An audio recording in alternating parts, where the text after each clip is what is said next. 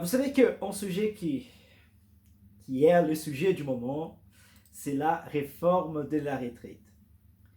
Et bon, je ne suis pas insensible à ce que les gens en fait se battent, ils ont droit, ils pensent à leur retraite.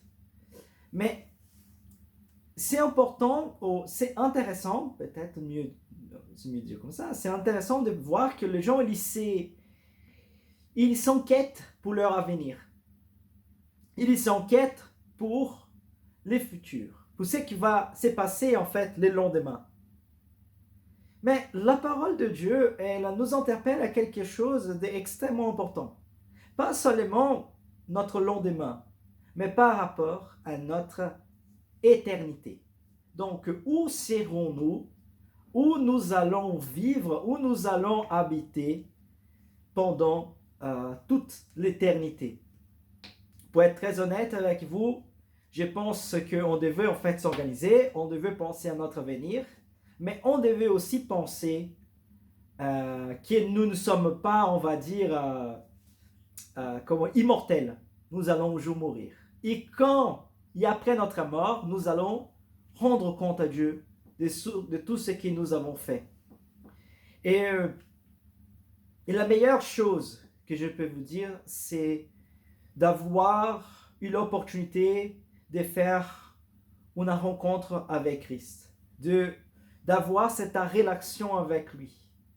Parce que si nous sommes assurés en Christ, peu importe ce qui se passe dans le monde, peu importe c'est que les conditions des fois favorables ou défavorables, on a la pleine conviction qu'il est avec nous et qu'il nous préserve. Ça ne veut pas dire que les chrétiens ne passeront pas pour difficultés. Ça ne veut pas dire que les chrétiens n'auront pas de problèmes, n'auront pas de moments de tristesse, n'auront pas des difficultés ou des défis. Mais cela veut dire que pendant tous ces moments-là, pendant tous ces instants que nous allons vivre dans la diversité, il est à nos côtés, il est avec nous, il ne nous laisse pas tomber.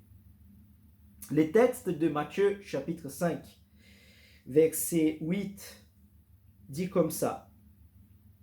Heureux ceux qui ont le cœur pur, car ils verront Dieu. Heureux ceux qui procurent la paix, car ils seront appelés fils de Dieu. Heureux ceux qui sont persécutés pour la justice, car le royaume de cieux est à eux. Heureux serez-vous lorsqu'on vous outragera, qu'on vous persécutera, et qu'on dira faussement de vous toutes sortes de mal, à cause de moi. Réjouissez-vous et soyez dans l'allégresse, parce que votre récompense sera grande dans les cieux. Car c'est ainsi qu'on a persécuté les prophètes qui ont été avant vous. Ici, dans le verset 8, il est presque qu'une convergence qui arrive quand on parle heureux ceux qui ont le cœur pur. Quand nous pensons au cœur, nous pensons au sentiment. C'est-à-dire que quelqu'un pourrait dire mon cœur heureux, quand par exemple quelqu'un veut faire un geste pour son copain ou pour sa copine, surtout des fois les hommes pour les femmes, il y a toujours un cœur qu'il donne, des fois un cœur de chocolat, un cœur de rose, je ne sais pas, un dessin, une image, tout le cœur. Pourquoi? Parce que le cœur, elle est toujours associée dans notre contexte à cette idée du sentiment, à cette idée de sentir quelque chose. Pourquoi? Parce que le cœur frappe fort, parce qu'il y a cette adrénaline peut-être qui monte. Mais nous savons, scientifiquement parlant, que le cœur est un muscle. Et donc le cœur n'est pas le siège des émotions. Le cœur est un muscle. Et donc, peut-être que les gens associent le cœur au sentiment parce que, comme il y a un muscle, il réagit en fait en fonction des fois de nos ressentis. C'est vrai que ce serait bizarre en fait de dire mon cerveau il est tellement il est tellement amoureux de toi, mon cerveau, il est totalement, en fait, je te donne mon cerveau, tu vois, ça fait un peu plus en tout que des zombies peut-être que nécessairement quelque chose lié au roman. Tu vois, je pense pas, je pense que si j'ai dit à ma femme, je te donne mon cerveau totalement, elle va plutôt être dégoûtée que nécessairement être quelqu'un qui va beaucoup apprécier cette façon de le dire. Pourquoi je l'ai dit ça? Parce qu'aujourd'hui, notre compréhension scientifique, je ne dis pas que ce n'est pas le cas, mais c'est qu'en fait, les cerveaux et les réseaux en fait, des émotions, les cerveaux, il y a la question de l'intellect, il y a tout ce qui se passe en fait dans notre vie, le règlement des hormones, tout ça, ça se passe au sein de notre cerveau, d'accord? Donc les cerveaux, bon, je ne vais pas faire un cours de neuropsychologie, mais je pense qu'on comprend bien cet aspect-là de cerveau. Mais pourquoi je vous parle de cela? Parce que dans le contexte du texte ici, les cœurs, il y a cette représentation, pas seulement des sentiments, mais aussi de la raison. Un, par exemple, de commandement, c'est aimer Dieu sous toutes tes forces, sous toutes tes connaissances, avec tout ton être, avec tout. Donc, le cœur, il n'est pas seulement une idée de sentiment, une idée en fait de quelque chose qui nous bascule, voilà, cette flamme, mais aussi cette idée de la pensée, du raisonnement, de la conscience, voilà, cette idée d'être conscient, vous voyez, c'est ça, le cœur, il y est en fait la représentation de l'être lui-même. Donc, quand on parle du cœur, on parle de notre essence, on parle de ce que nous sommes. Et du coup, ce texte, il parle quoi? Heureux ceux qui ont le cœur pur, car ils verront Dieu. C'est très important faire juste en petit, on va dire, juste plonger dans les contextes, d'accord, de ce que nous avions parlé, mais en petite récapitulative, je juge important. C'est impossible avoir le cœur pur sans reconnaître notre misère.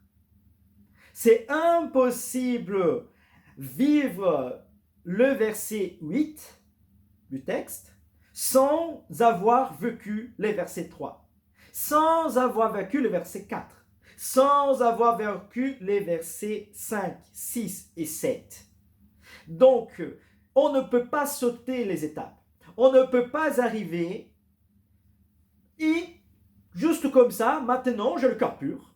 Maintenant, je suis bien heureux parce que j'ai le cœur pur, sans avoir reconnaître nos fautes, nos faiblesses et c'est que ne correspond pas des fois dans notre vie c'est que aux valeurs en fait des enseignements de Jésus. D'ailleurs, c'est très très important ça, parce que pour les cœurs purs, on peut peut-être aussi penser à un cœur qui est purifié. Donc, comment un cœur peut être purifié si la personne elle pense que son cœur est pur? Il y a des gens, par exemple, qui des fois ne sont pas très organisés. Donc, par exemple, ils ont sa maison qui a en fait son organisation, d'accord? Et en fait, c'est organisant à sa façon, surtout des fois quand les jeunes étudiants, c'est un peu ça, en fait, ils arrangent, ils sont organisés, mais pas totalement.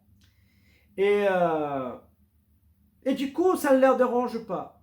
Mais quand ils commencent à penser, en fait, au final, ma maison, ma chambre, mon appartement, ma villa, n'est pas très organisé, n'est pas très rangé. C'est à ces moments-là qu'il peut-être qu'il prend conscience de cela et il dit peut-être qu'il faut que je fasse quelque chose pour améliorer, appeler quelqu'un pour m'aider, appeler voilà un centre de gens qui vient faire le nettoyage, appeler des amis ou juste commencer à me lever plus tôt peut-être et commencer à ranger ma maison. Pourquoi je dis cela? Pour dire que c'est cet effet de prendre conscience et après d'être actif par rapport à ce que nous avons pris conscience, qui nous amène en fait à changer, d'accord, notre quotidien, voilà, ranger la maison par exemple. Pourquoi j'ai dit ça? Parce que si nous pensons que notre cœur est pur, si nous pensons, ah, ça va comme je suis, notre cœur continuera comme il est. Mais à partir du moment où nous comprenons que notre cœur, il y a plein de choses en nous, dans notre vie, dans notre être qui ne va pas, c'est à ces moments-là que nous commençons à faire le travail du ménage, de commencer à nettoyer, de commencer à purifier, de commencer en fait à mettre tout le saleté dehors pour qu'il soit pur. Les textes, il dit quelque chose de important, très très très important. Et pour cela, je vais vous expliquer les versets 8 en prenant l'exemple du verset 7. Les versets 7 disent comme ça: Heureux le miséricordieux, car ils obtiendront miséricorde. Et quand je vous avais parlé du verset 7, je veux citer la prière de notre Père. Que la prière de notre Père pardonne nos dettes, comme nous aussi nous pardonnons à ceux qui nous doivent. Et aussi après, j'ai dit que c'est lui en fait qui ne pardonne pas, ne sera pas pardonné non plus. Autrement dit, c'est lui qui reçoit miséricorde, et parce que il vit selon la miséricorde. Et nous recevons la miséricorde parce que nous, en fait, agissons selon la miséricorde. Mais nous agissons selon la miséricorde parce que la miséricorde de Dieu nous habite. D'une façon très simple, on ne peut pas donner ce que nous n'avons pas. Je ne peux pas dire, mon frère Dresson, je vais te faire un virement de 1 million d'euros dans ton compte bancaire, donne-moi ton RIB. Bon, peut-être que tu vas penser que c'est ton arnaque de ma part ou quoi que ce soit, parce qu'en fait, comment tu pourrais le faire? Mais personne ne donne ça comme ça. Mais l'idée ici, c'est, on ne peut pas donner, et je ne pourrais pas te donner cette somme si j'en ai pas. Pour que je puisse faire un cadeau de telle valeur à quelqu'un, qu'il soit toi, quelqu'un d'autre, ou que quelqu'un d'autre puisse faire la même somme, un don, je vais faire un don à Cosmovision chrétienne de 10 000 euros, il ne peut pas faire cette don s'il n'a pas en fait d'argent, de conditions pour faire cette don. Autrement dit, on ne peut pas avoir quelque chose que nous n'avons pas. On ne peut pas recevoir, vivre dans cet aspect de la miséricorde si nous n'avons pas reçu la miséricorde de Dieu.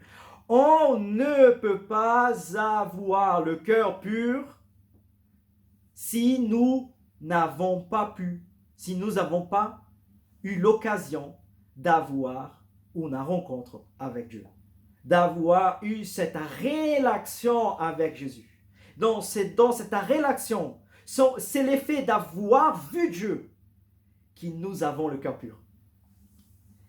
Et ça, c'est bouleversant dans ces versets, parce que, je les répète, heureux ceux qui ont le cœur pur, car ils verront Dieu. Mais nous avons le cœur pur parce que nous avons vu Dieu. Et ça, c'est un point très important de ces textes. Autrement dit, notre recherche de vouloir être de plus en plus un meilleur chrétien, c'est un désir de vouloir toujours vivre une relation avec Dieu. Pour avoir le cœur pur, c'est pas être un grand théologien, bien que étudier la parole de Dieu est très important.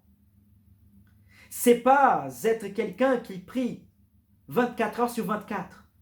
C'est pas quelqu'un que jeûne 5 fois par semaine. C'est pas quelqu'un qui fait le ramadan. Ce n'est pas quelqu'un qui fait la carême. Ce n'est pas quelqu'un qui fait de camp chrétien ou lit la Bible, il apprend par cœur. C'est quelqu'un qui, dans sa simplicité, d'une manière honnête et d'une manière totalement sincère dans cette relation, oui, dans cette vérité-là, et fait son mieux pour vivre cette relation avec Jésus, avec Christ. Et en vivant de cette façon-là, a pour conséquence et pour résultat un cœur pur. un cœur qui a une relation avec Dieu, un cœur qui voit Dieu et un cœur qui a été purifié par lui. Purifié comme le feu purifie l'or. Transformé comme le feu qui transforme.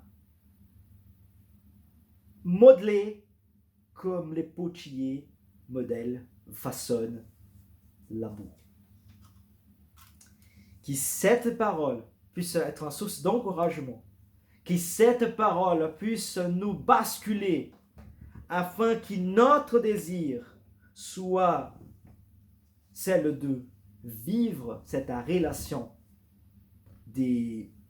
d'interagir avec Dieu en manifestant cette communion que nous avons avec lui et montrons à ceux qui nous entourent, pas pour notre propre gloire, pas pour notre propre bien, mais pour leur bien à eux, que Dieu existe. Parce que Dieu, il est présent dans notre vie et les gens peuvent voir Dieu se manifester dans notre vie.